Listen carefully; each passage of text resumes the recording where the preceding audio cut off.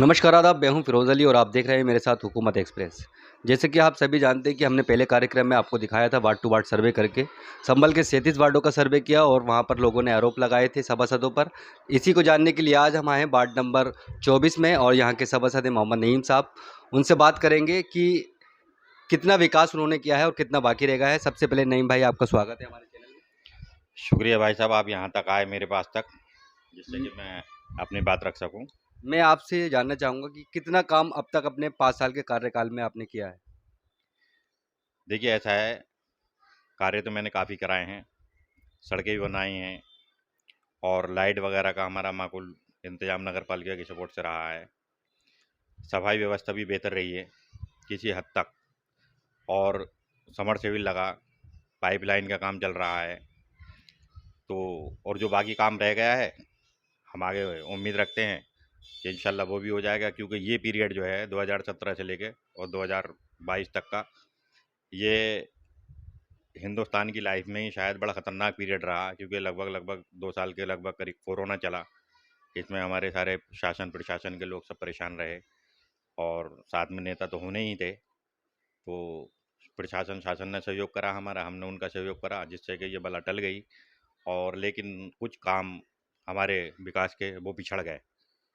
अच्छा, ऐसे कौन-कौन से काम हैं जो बड़े हैं आपके वार्ड में जो नहीं हो पाए और क्या उम्मीद रखते हो? देखिए, मेरी 2 मेन सड़कें जो डाइवर्ट होकर जाती हैं, क्योंकि सिटी में जो है कानवाई लगी हुई है हमारे राजशक्ति पर, तो मेरे ही सर्किल से वो मेन सड़क जाती है। तो मुझे बड़ी उम्मीद थी कि वो सड़क पड़ जाएगी, लेकिन वो किसी कारणों की बिना पे पाइपलाइन लीकेज बार बार होती है, वो सड़क ख़राब हो चुकी है बुरी तरह से, और वो नहीं पड़ पाई है। और मैं समझता हूँ कि आगे मैं उम्मीद रखता हूँ कि नए चेयरमैन जो भी आएंगे, इंशाल्लाह वो पहले राउंड में ही ये काम हो जाएगा। अच्छा नईम साहब, मेरा एक सवाल आपसे और ये भी होगा, एक आपके वार्ड में आटे व मील वाली गली लगती है। वहाँ के लोगों ने काम ना कराने का आप पर आरोप लगाया है। देखिए, ऐसा है, अगर वो आरोप उनका उन्होंने लगाया है तो गलत लगाया है, क्योंकि आरोप 2 तरह के होते हैं, एक विरोधी गुट होता है और एक हमदर्दी में आरोप लगाया जाता है कि किसी से उम्मीद होती है वो पूरी नहीं होती है। तो शायद अगर कोई उन्होंने आरोप लगाया तो शायद गलत लगाया, क्योंकि हमदर्द होते तो वो आरोप नहीं लगाते, मुझसे सीधे-सीधे शिकायत करते। अच्छा, आखिरी सवाल मैं आपसे नईम साहब ये करूँगा, नगर निकाय चुनाव करनी करीब हैं, क्या तैयारियाँ हैं ऐसे में? लड़ेंगे इस बार या नहीं लड़ेंगे? देखिए, ऐसा है, मैं रियल तो अभी नहीं कह सकता, क्योंकि पिछले 5 सालों से मेरा रिजल्ट जो है, मैं अपने मन को मार के इसमें चुनाव में इसमें खड़ा रहा हूँ, लेकिन अब 99% शायद मैं ना लड़ पाऊँ, क्योंकि ये व्यवस्था मेरी समझ से बाहर है।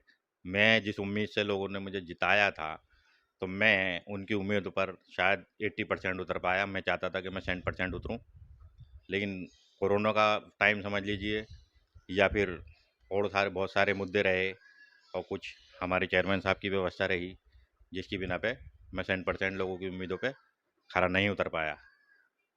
तो ये थे नईम साहब जो कि बता रहे थे कि मैं 100% रिजल्ट जनता को देना चाहता था लेकिन 89% 90% दे पाया। तो इसलिए कि आगे कोई चुनाव लड़ना अभी कह नहीं सकते कि मुश्किल है कि लड़ेंगे या नहीं।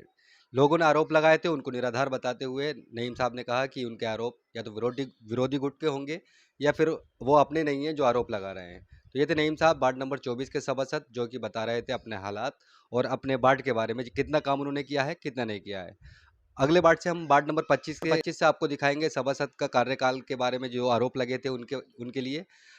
तब तक देखते रहिए मेरे साथ हुकूमत एक्सप्रेस।